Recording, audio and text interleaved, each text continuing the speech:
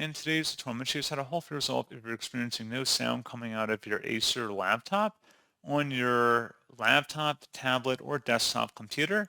So this should hopefully be a pretty straightforward process here, guys. And without further ado, let's go ahead and jump straight into it.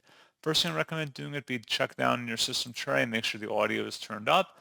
And if you're using external speakers, make sure they're turned on and turned up as well. And then you can open up the search menu and search for troubleshoot. Best results, you come back with troubleshoot settings. Go ahead and open that up. And then underneath options, select other troubleshooters. And then underneath most frequent, select the audio troubleshooter and the run button. And then once it's run, hopefully it'll detect common issues on your computer. And that should hopefully be about it. So as always, thank you guys for watching this brief tutorial. I do hope that I was able to help you out. And I do look forward to catching you all in the next tutorial. Goodbye.